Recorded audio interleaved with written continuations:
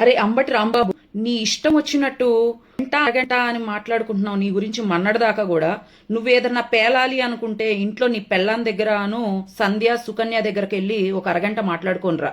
అంతేగాని నీ ఇష్టం వచ్చినట్టు నోరుంది కదా అని చంద్రబాబు నాయుడు గారి గురించి పేలిన చంద్రబాబు నాయుడు గారు ఒక చరిత్ర, ఆంధ్ర రాష్ట్రాన్ని, ఆంధ్ర రాష్ట్ర అభివృద్ధిని గురించి చెప్పాలి అని అంటే ఎవరైనా ఫస్ట్ చూపించేది చంద్రబాబు నాయుడు గారిని. నీలాంటి కుక్కలు వచ్చి లకారాలతో మాట్లాడితే ఆడవాళ్లతో చెప్పుల దండతో ఏపిచ్చి మరీ నిన్ను ఈడ్చి ఈడ్చి నడి రోడ్డులో కొట్టే రోజు వస్తానే ఉంది.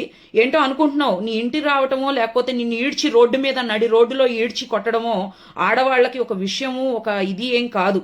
నీ ఇష్టానుసారంగా పేలి నీ ఇష్టానుసారంగా వాగుతూ ఉంటే ఏంటో అనుకుంటున్నావు. ప్రజలకు కావాల్సింది దూషణ కాదు, దిశానిర్దేశం కావాలి.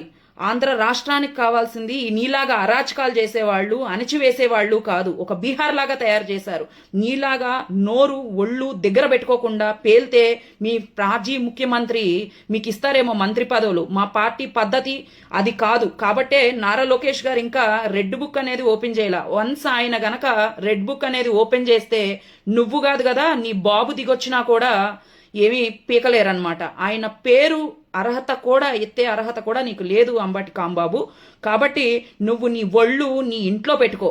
అంతేగాని నోరు ఉంది కదా అని చెప్పి ఆంబోతులాగా నీ ఇష్టానుసారంగా వాగితే చెప్పు తీసుకొని కొడతాము. మహిళలు, తెలుగు మహిళలు వచ్చి నీ ఇంటికి వచ్చి చెప్పు తీసుకొని కొడతావు. నువ్వెవడికి పుట్టావురా? నువ్వెవడికి పుట్టావని మాట్లాడుతున్నావు? మాకు రావాలి అకారాలతో మాట్లాడటం? మేము మాట్లాడలేవా? మేము మాట్లాడాలంటే ఒక్క నిమిషం పట్టదు కాంబాబు. కాకపోతే మా చంద్రబాబు నాయుడు గారు కానీ మా టీడీపీలో కానీ ఆ విధి విధానాలు లేవు. మేము ఎవరిని విమర్శించి మాట్లాడము, వ్యక్తిగత దోషం చేయము, దోషం చేయము. కాబట్టే మేము ఇంకా ఒక పార్టీని ఇన్ని సంవత్సరాలైనా కూడా జాగ్రత్తగా రన్ చేయగలుగుతున్నాం. మీరు దూషణ చేస్తూ, హేళన చేస్తూ, వ్యక్తిగతంగా ఎంత నీచానికి దిగవుతున్నారో. ఎంతైనా మీ పార్టీలో ప్రతి ఒక్కళ్ళు కూడా గంట అరగంట అని మాట్లాడుకొని న్యూడ్ వీడియోస్లో ఇష్టానుసారంగా చేసిన వాళ్లే కదా. అందుకని మీరు ఇష్టం వచ్చినట్టు వెళ్తా ఉంటారు. కానీ ఒళ్ళు దగ్గర పెట్టుకుంటే ఎంతో మర్యాదగా ఉంటుందని చెప్పేసి తెలుగు మహిళల తరపున మేము అందరం హెచ్చరిస్తా ఉన్నాం. నిన్ను రేపో మాపో పోలీసులు ఈడ్చుకెళ్తే కాళ్ళు చేతులు ఇరగొట్టి పంపిస్తారు. అలా పంపించకపోయినా కూడా ఇంటికి వచ్చి మేమే తన్ని పంపిస్తామని చెప్పి తెలియజేస్తా ఉన్నాము. నీ ఒళ్ళు అదుపులో పెట్టుకో, నీ నోరు కూడా అదుపులో పెట్టుకో.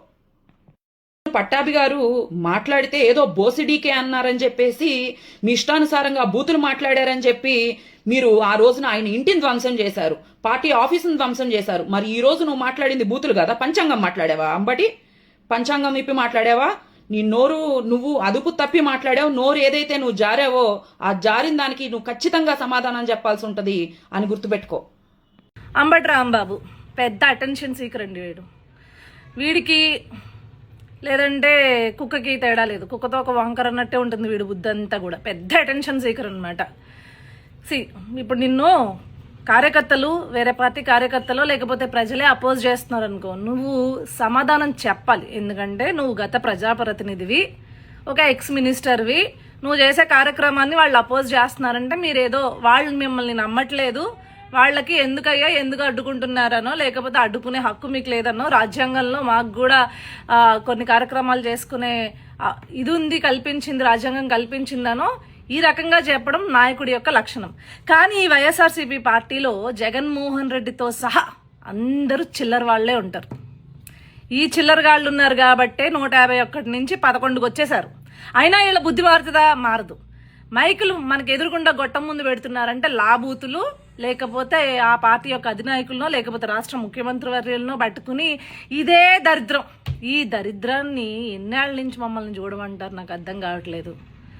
కొన్ని స్ట్రాంగ్ చట్టాలు తీసుకురావాలండి. ఇలాంటి ప్రజాప్రతినిధులుగా ముసుగేసుకున్న వాళ్ళందరూ ఇలాంటి యాంటీ పార్లమెంటరీ వర్డ్స్ వాడుతున్నారు అంటే అర్జెంట్గా ఈ వెధవల్ని బర్తరఫ్ చేయడమో లేకపోతే అసలు వీళ్ళకి కనీసం ఎలక్షన్స్లో పార్టిసిపేట్ చేసే అవకాశం కూడా కల్పించకుండా పరిస్థితులు వస్తేనే రాష్ట్రంలో కొద్దో గొప్ప మంచివాళ్ళు అనేవాళ్ళు నాయకులుగా మనల్ని పరిపాలిస్తారు. లేదంటే చూసారుగా వైఎస్ఆర్సీపీ అనే చిల్లర పార్టీలో ఉండే చిల్లర నాయకులంతా ఏ రకంగా ఉంటారో అలాంటి వెధవలే వచ్చి మనకి సమాజంలో మనల్ని పరిపాలించే పరిస్థితి వచ్చింది అనుకోండి, ఇంకా అత్యంత దరిద్రంగా మన సమాజం తయారవుద్ది అనమాట. సో అది పరిస్థితి. ఇప్పుడు నేనేమంటున్నాను అంటే, అరే అంబటి రాంబాబు, నువ్వు బూతులు తిట్టేసినంత మాత్రాన నువ్వు పెద్ద నాయకుడువో లేకపోతే పోటుగాడువో అనేది కాదు. నీకు దమ్ము ఉంటే నువ్వు ఏదైతే టాపిక్ గురించి ఈరోజు పుడింగిలా బయలుదేరావో దాన్ని నిరూపించుకోండి. ఈరోజు ఏదో సుప్రీంకోర్టు వంక అడ్డం పెట్టుకుని ఈరోజు మేమంతా పెద్ద పతిత్తులం అని చెప్పుకుంటున్నారు. అస్సలు నెయ్యే కలపలేని పరిస్థితి ఉంది. మరి ఏ నెయ్యి తీసుకొచ్చి ఎక్కడి నుంచి కలిపారు అనేది తర్వాత వస్తాయి.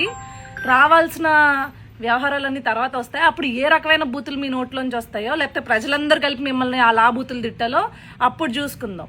అంతేగాని నోరుంది కదా అని చెప్పేసి చంద్రబాబు నాయుడు గారిని అడ్డంగా తీస్తే కొడకా చెప్తున్నా, తెలుగుదేశం పార్టీ కార్యకర్తలు మళ్ళీ ఇదే ఎమోషన్తో బయటకు వస్తే నేను 4 కోసేంత వరకు వస్తారు, చూసుకో. అందరికీ నమస్కారం అండి. అంబటి రాంబాబు కూసిన కారు కుక్కలకి నారా చంద్రబాబు నాయుడు గారిని వాడి నాలిక తెగ్గోసి వాడిని కుక్కను కొట్టినట్టు కొట్టాలా వద్దా?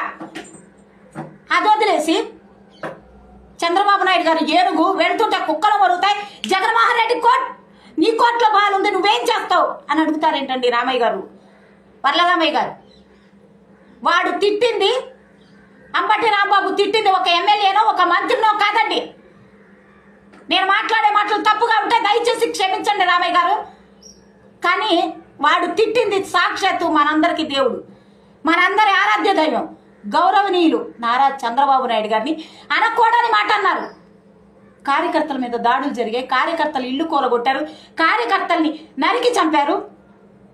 అయినా సరే మనం సహనంగా ఉన్నాం కాబట్టి ఈరోజు నారా చంద్రబాబు నాయుడు గారి వరకు ఈ వెధవ చెట్టుకు చేరకట్టే సొల్లు కార్చే అంబటి రాంబాబు గారు నారా చంద్రబాబు నాయుడు గారిని అనే సాహసం చేశాడు.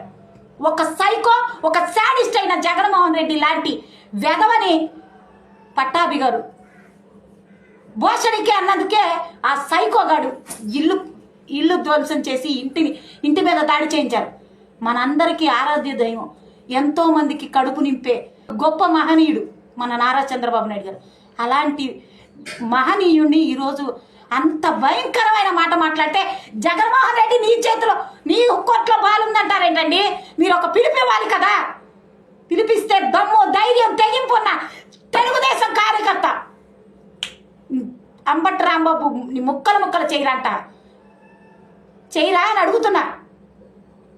వాడి తోలు తీసి చంద్రబాబు నాయుడు గారికి ఇవ్వరా అని అడుగుతున్నా. మీరు ఒక పిలుపు ఇవ్వాలి కదా. తెలుగుదేశం కార్యకర్తలు అంత చేతగాగా మీకు కనబడుతున్నారా అండి? పిలుపు ఇవ్వండి దయచేసి. ఓర్పు సహనం అనేది పక్కన పెట్టండి దయచేసి. కార్యకర్తల మనోభావాలతో ఆడుకోవద్దు.